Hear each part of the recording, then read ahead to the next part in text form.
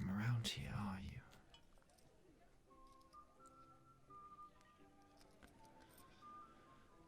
Well, what brings you to a tavern such as this one?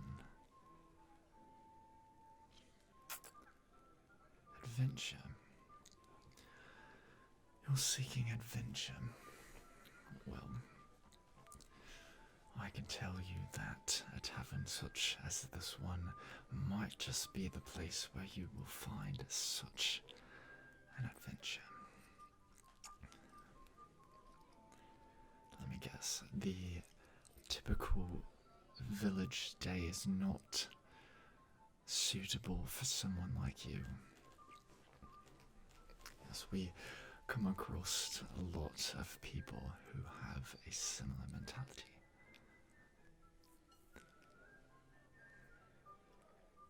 Story.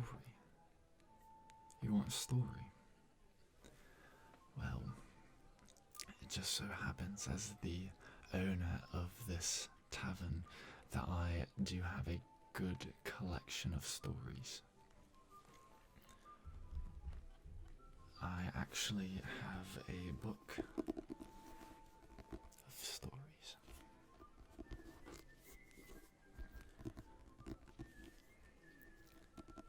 Stories that someone like yourself might find use of.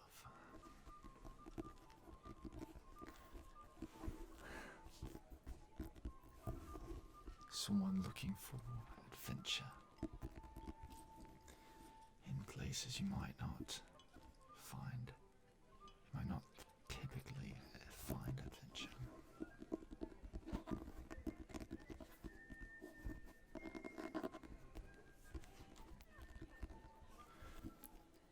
Well, you can just sit there, sit back, relax with a mug of our famous mead and just listen, and I will pass the story along to you. Let's see here.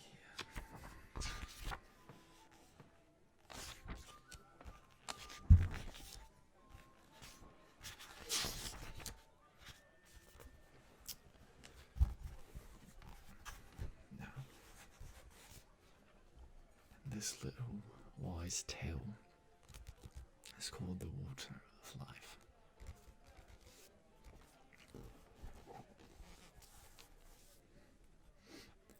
Long before you and I were born, there reigned in a country a great way off a king who had 3 sons. This king once fell ill.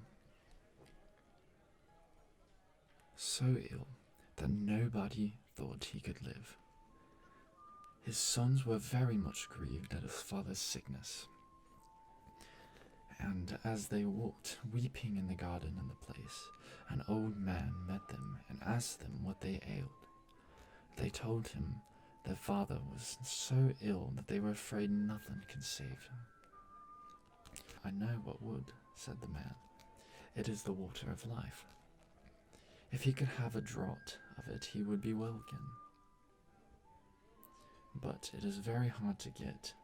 Then the eldest son said, I will soon find it, and went to the sick king and begged him that he might go in search of the water of life, as it was the only thing that could save him. No, said the king, I had rather die than place you in such great danger as you must meet with in your journey. But he begged so hard that the king would let him go, and the prince thought to himself, if I bring my father this water, I shall be his dearest son, and he will make me the heir to the kingdom. Then he set out, and when he had gone on his way some time, he came to a deep valley overhung with rocks and woods. And as he looked around, there stood above him on one of the rocks a little dwarf, who called out to him and said, Prince, whither hast thou so fast? What is that to you, little ugly one? Said the prince sneeringly, and rode on his way. But the little dwarf fell into a great rage at his behaviour, and laid a spell of ill luck upon him, so that as he rode, the mountain pass seemed to become narrower and narrower, and at last the way was so straitened that he could no longer go a step forward. And when he thought he had turned his horse round and gone back the way he came, the passage he found had closed behind also, and shut him quite up. He next tried to get off his horse and make his way on foot, but this he was unable to do, and so there he was forced to abide spellbound. In the meantime, the king, his father, was lingering on in daily hope of his return, till at last the second son said, "Father, I will go in search of the water." For he thought to himself, "My brother is surely dead, and the kingdom will fall upon me if I have good luck in my journey." The king was at first very unwilling to let him go, but at last yielded to his wish. So he set out and followed the same road which his brother had taken, and met the same dwarf, who stopped him at the same spot. And he said as before, "Prince, whither hast thou so fast?" "Mind your own affairs, busybody," answered the prince scornfully, and rode off. But the dwarf put the same enchantment upon him, and when he came like the other to the narrow pass in the mountain, he could neither move forward nor backward. Thus it is with proud silly people who think themselves wise to take advice. When the second prince had thus stayed away a long while, the youngest said he would go and search for the water of life, and trusted he should soon be able to make his father well again. The dwarf met him at the same spot, and said, "Prince, whither hast thou so fast?"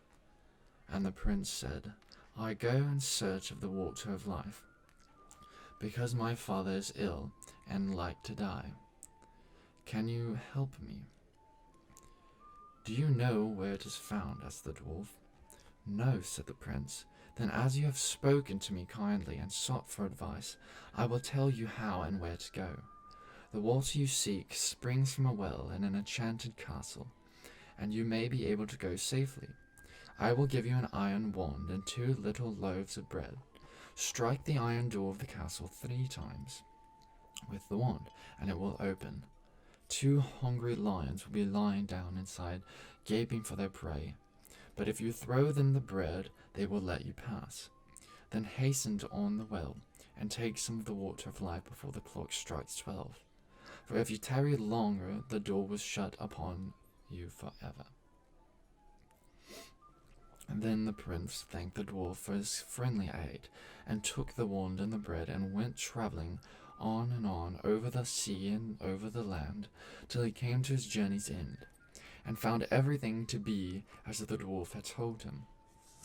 The door flew open at the 3rd stroke of the wand, and when the lions were quieted, he went on through the castle, and came at length to a beautiful hall. Around it he saw several knights sitting in a trance. Then he pulled off their rings and put them on his own fingers. In another room he saw on a table a sword and a loaf of bread, which he also took. Further on he came to a room where a beautiful young lady sat upon a couch, who welcomed him joyfully, and said if he would let her free from the spell that bound her, the kingdom should be his, if he would come back in a year and marry her.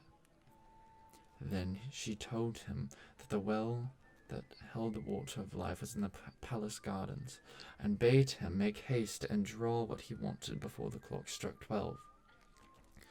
Then he went on, and as he walked through the beautiful garden, he came to a delightful shady spot, in which stood a couch, and he thought to himself, as he felt so tired, that he would rest himself for a while, and gaze at the lovely scene around him. So he laid himself down, and sleep fell upon him unawares, and he did not wake up till the clock was striking 12:15.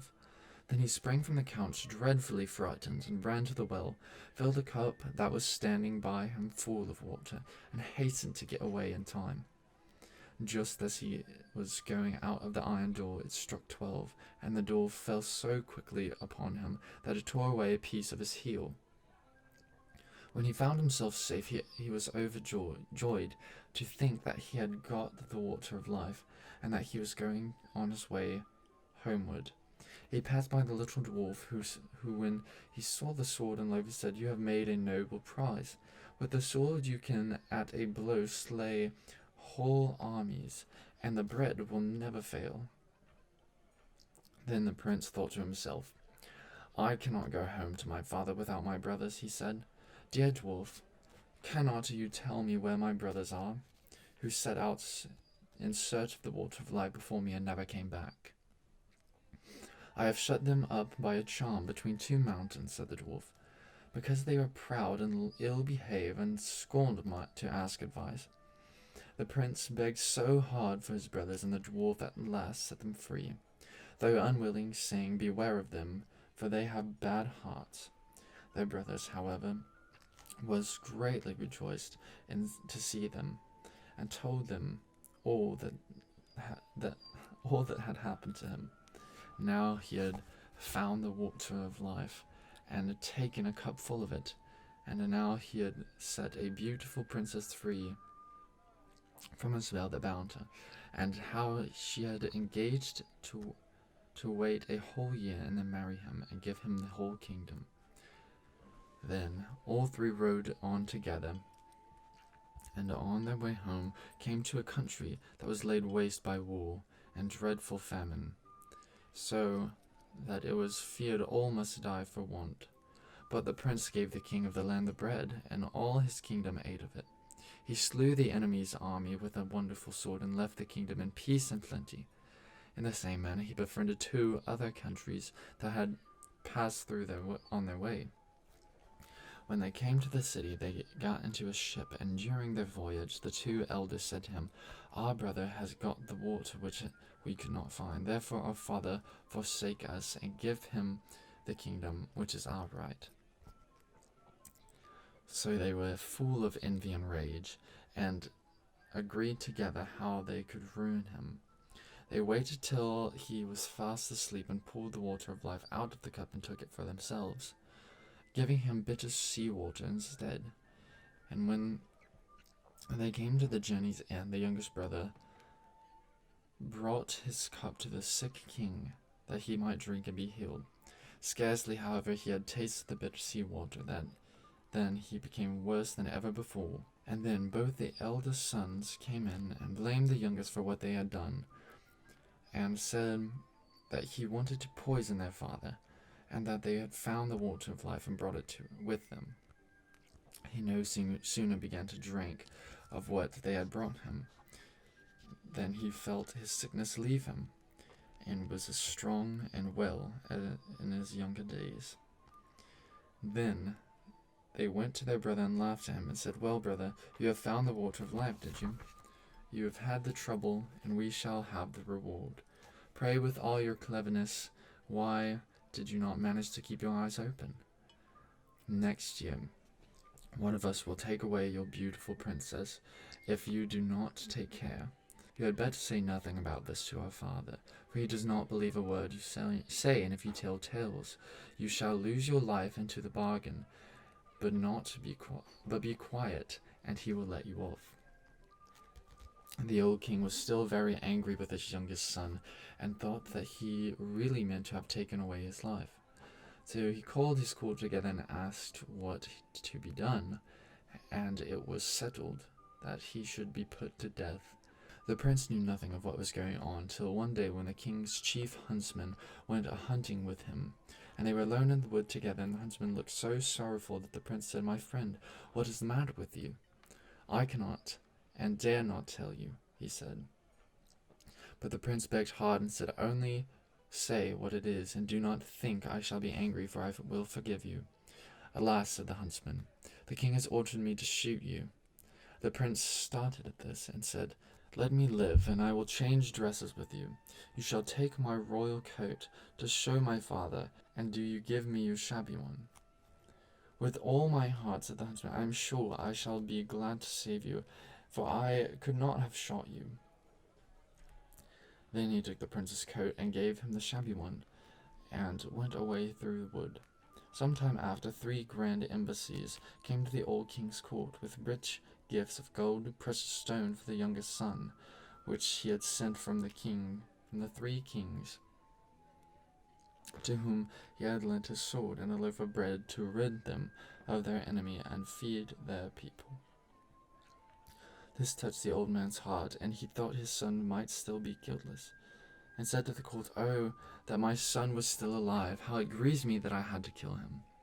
"He still lives," said the huntsman, "and I rejoice that I pity on him, and saved him, for when the time came I could not shoot him, but let him go in peace, and brought home his royal coat."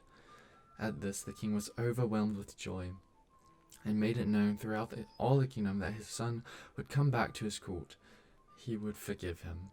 Meanwhile, the princess was eagerly waiting the return of her deliverer, and had a road made leading up to her palace, all of shining gold, and told her couriers that whoever came on horseback and rode straight up to the gate upon it was her true lover, and that they must let him in. But whoever rode on one side of it, they must be sure was not the right one, and must send him away at once. The time came when the eldest thought he would make haste to go to the princess, and say that he was the one who had set her free, and that he should have her for his wife, and a kingdom with her. As he came before the palace, he saw the golden road. He stopped to look at it and thought to himself, "It is a pity to ride upon this beautiful road." So he turned aside and rode on the right of it. But when he came to the gate, the guard said to him he was not what he said he was, and must go about his business. The second prince set out afterwards on the same errand, and when he came to the golden road, and his horse and set one foot upon it, he stopped to look at it and thought it was very beautiful, and said to himself, "What a pity it is that anything should tread here." Then he turned aside and rode on the left of it. And when he came to the gate, the guards said he was not the true prince, and that he too must go away. Now when the full year had come, the 3rd brother left the wood where he had laid for fear of his father's anger, and set out in search of the betrothed bride. So he journeyed on, thinking of her all the way, and rode so quickly that he did not even see the golden road, but went with his horse straight over it. And as he came to the gate, it flew open, and the princess welcomed him with joy, and said he was her deliverer, and should now be her husband and lord of the kingdom. And the marriage was soon kept with great feasting. When it was over, the princess told him she had heard of his father having forgiven him, and of his wish to have him home again. So he went to visit him, and told him everything, how his brothers had cheated and robbed him, and yet they had bore all these wrongs for the love of his father. Then the old king was very angry and wanted to punish his wicked sons, but they had made their escape and got into a ship and sailed away over the wide sea, and were never heard of any more.